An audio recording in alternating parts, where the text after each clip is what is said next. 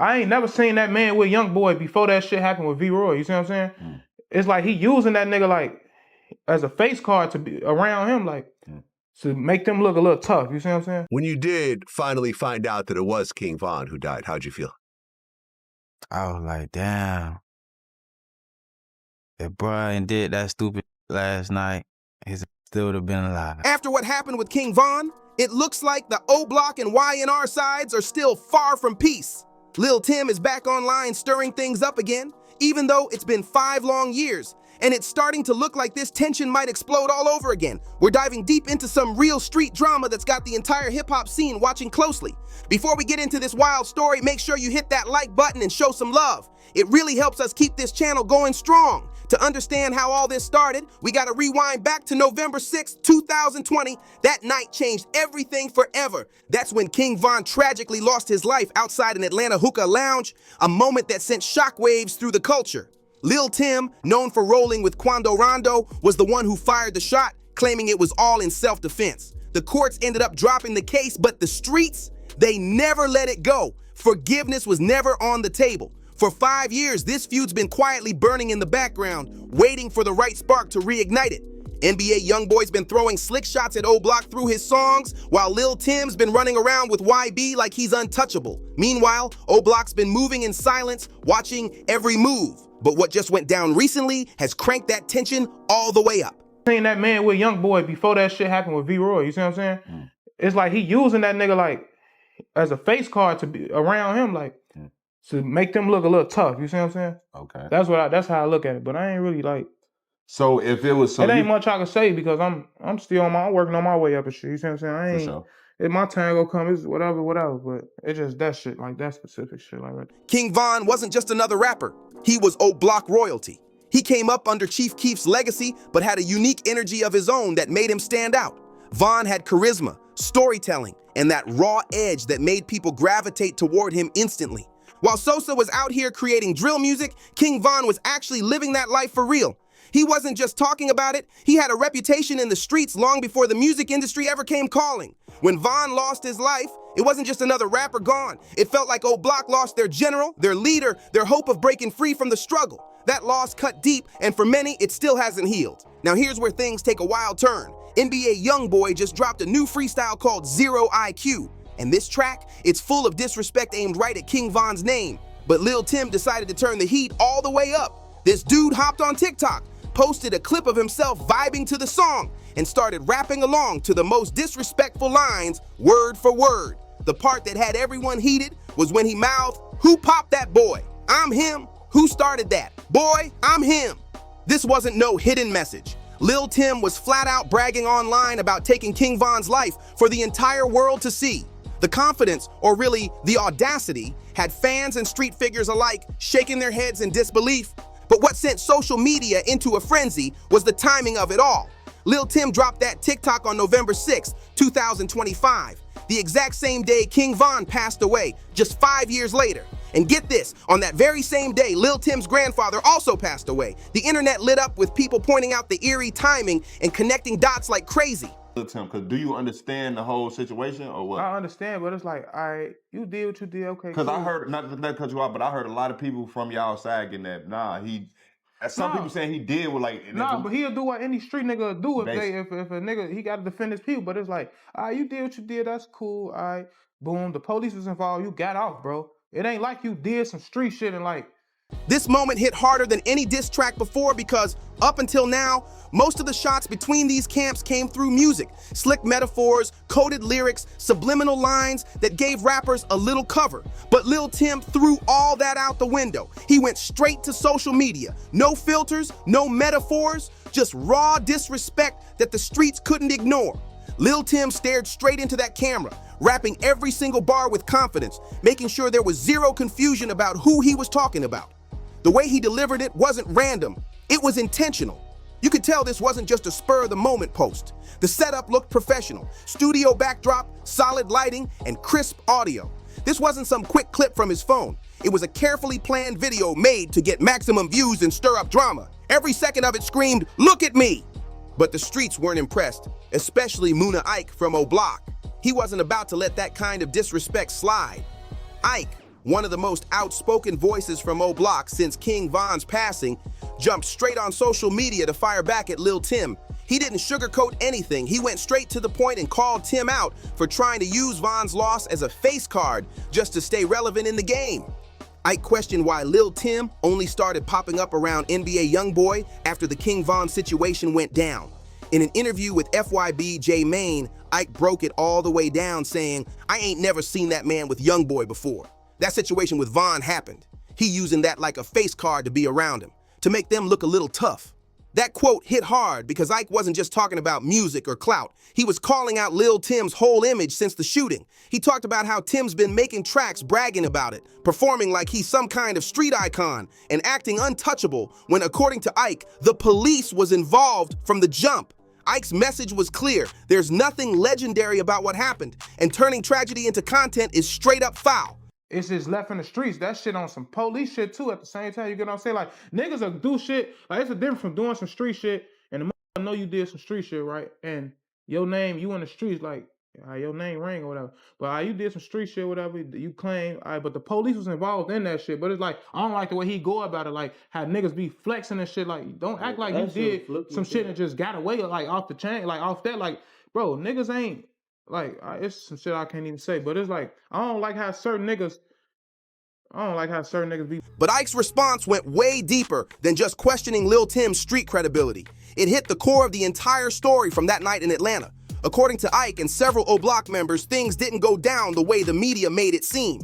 They claim King Von wasn't even the aggressor that night, and the way the story got spun made Tim look like some kind of hero for protecting his friend, when really, that's not what happened at all. Ike said Tim just got lucky that night, plain and simple. In the interview, Ike explained it straight. It ain't like he was face to face with that man. His back was turned, whatever. He gotta be humble about that type stuff, because the same way he did what he did, that could happen to him too. That statement had people thinking hard, because Ike wasn't just talking about beef. He was talking about karma, about how the streets always balance things out eventually. Who caught that boy? Distress that boy. Who caught that boy, man? Now let's get into the deeper truth behind this whole situation, because it's way more complicated than one incident. The beef that exploded that night didn't come out of nowhere. It had been bubbling for months. King Von and his crew had pulled up on Quando Rondo outside that Atlanta hookah lounge, and from there, things got tense fast. Von had a serious reputation. He wasn't someone who backed down from confrontation. People knew he was about that life and stood firm on whatever he said. But here's what most don't realize. According to Ike and other OBlock insiders, Lil Tim wasn't even really a street guy before all this happened. He wasn't known for that kind of lifestyle. He was just Quando Rondo's close friend who happened to be armed that night. So when everything went down, it wasn't some planned defensive move. It was chaos, fear, and split-second reactions that changed lives forever.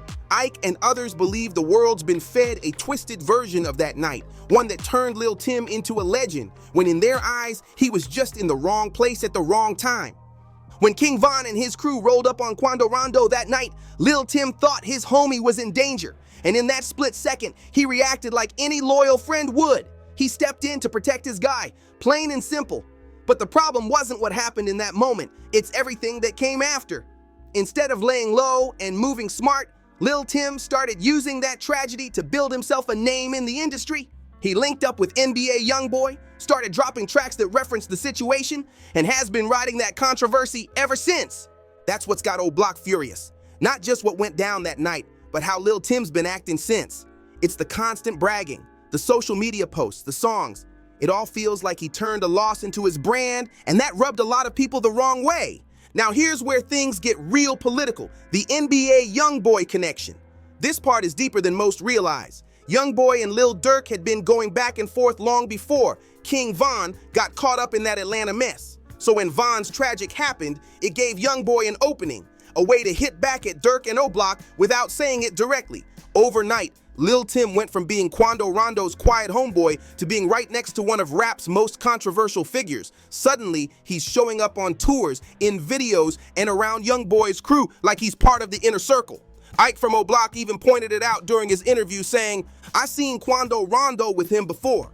That's cool, but Tim, now that man using that situation as a face card to be around YoungBoy and make them look tough." And Ike wasn't lying. The politics behind all this are messy.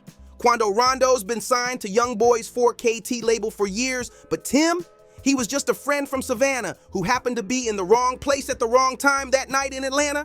After that, everything changed. The moment that TikTok video dropped, chaos erupted. Within hours, it had millions of views, thousands of comments, and the internet couldn't stop talking about it. It wasn't just a viral clip. It was gasoline thrown right back onto an already burning feud. King Von's fans flooded the comments under Lil Tim's TikTok like a wave, throwing threats, insults, and emotional posts everywhere. On the flip side, NBA YoungBoy supporters were out in full force too, defending Tim and saying he had every right to speak his truth. But it didn't stop with just fans. The situation got way more serious when OBlock members themselves started chiming in across Instagram, Twitter, and TikTok. Some of them started sharing old clips of King Von performing, while others dropped eerie, cryptic messages that felt like straight-up warnings aimed at Lil Tim. But one post stood out the most, a video from an OBlock member sitting in his car, blasting Von's music with the caption, "Long live Von, we ain't forget nothing." That line alone said everything.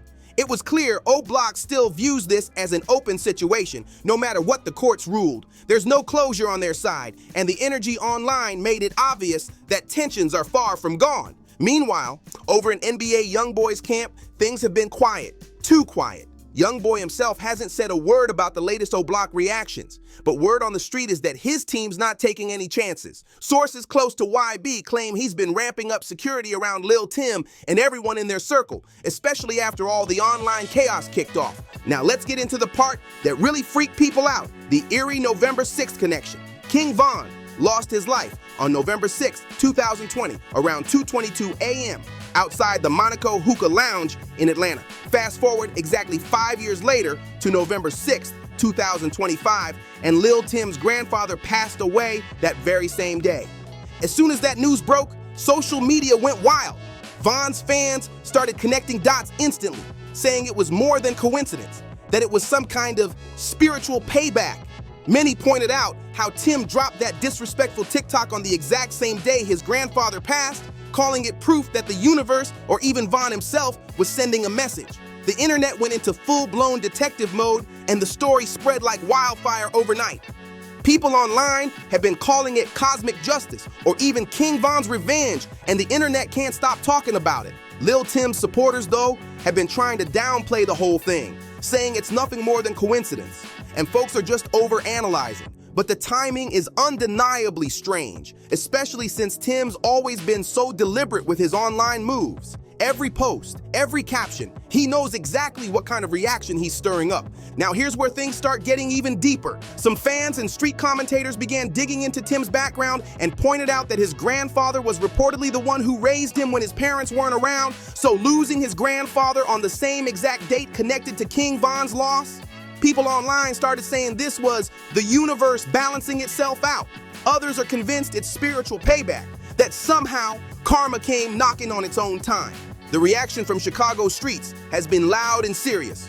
Multiple OBlock affiliates have been posting cryptic, threatening messages that sound like direct warnings to Lil Tim. Some even uploaded old clips of King Von with captions like, "We still here. Justice coming." The message was loud and clear. They haven't moved on. And it's not just OBlock. Other Chicago drill rappers who were close to Von have been speaking out too. Even people from FBG Duck's circle, who had their own long-standing issues with OBlock, have shown respect toward Von's legacy and called out Lil Tim's disrespectful behavior. That's how deep this moment hit, the kind of unity nobody expected. Things have gotten so tense that concert promoters are starting to feel the pressure. Several venues have reportedly canceled NBA YoungBoy's shows out of security concerns.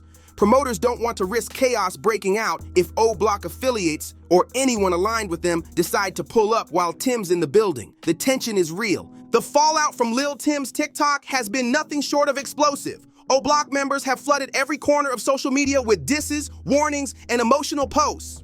The comments under that one TikTok turned into an all-out digital battlefield. Von supporters and YB fans going back and forth with no chill. But here's the scary part. It's not just internet talk anymore. Sources close to the situation say OBlock's actually out there looking for Lil Tim, and they're not moving quietly either. What started as a viral moment has now spilled into real-world tension that's got the hip-hop community watching every move.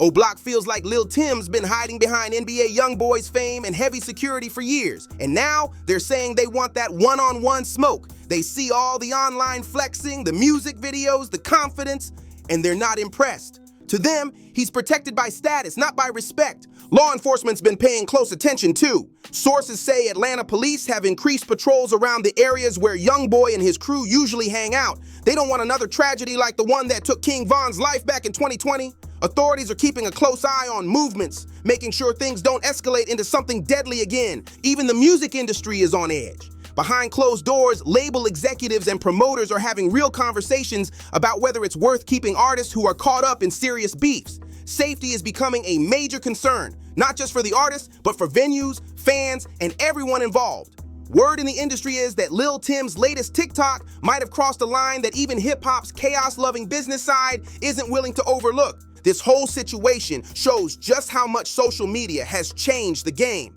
Back in the day, if there was beef, people handled it quietly in the streets. No cameras, no clout chasing. Now it's a whole different world. Rappers are posting TikToks, bragging about past violence, and then acting surprised when real danger follows them. It's like everyone forgot that not everything belongs online.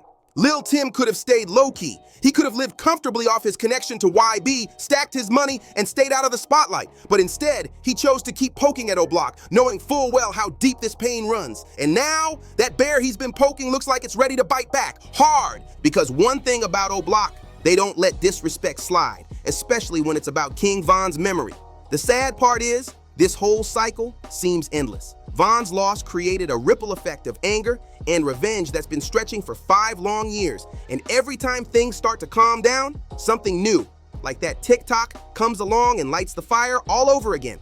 All of this really shows a much bigger problem, the way drill music and street beef keep pulling young black men into endless cycles of pain. King Von was only 26 when he lost his life, and Lil Tim's still young too. These are men who could have been building businesses, raising families, creating something powerful for their communities, but instead, they're trapped in battles that started long before they were even born. It's heartbreaking. At the end of the day, this whole story is nothing but tragedy. King Von was an artist with real talent. He had the potential to take his career to the next level if he could have stayed away from the chaos of the streets. And Lil Tim, he was trying to protect his friend in a split-second decision that changed everything. Now, he's living with that moment forever. Every move he makes, every post he drops, it's like there's a target on his back that'll never disappear. OBlock members like Moon Ike still feel like they have to defend Von's name and protect their fallen brother's legacy. And then there's that November 6th connection. Some say it's just a coincidence. Others swear it's something spiritual or even supernatural. Whatever you believe, it's impossible to ignore how strange it all feels. One thing's for sure, Lil Tim's TikTok didn't just stir the pot, it set the whole kitchen on fire. He's now one of the most talked about names in Chicago and the South, and people are watching his every move. OBlock isn't known for letting things go easy, and 5 years later, this feud is still burning hotter than ever. Every diss, every tweet, every song keeps adding pressure, and you can feel it building towards something. The real question now isn't if something's going to happen, it's when. So what do you think about all this? Was Lil Tim wrong for posting that TikTok, or was he just expressing himself freely?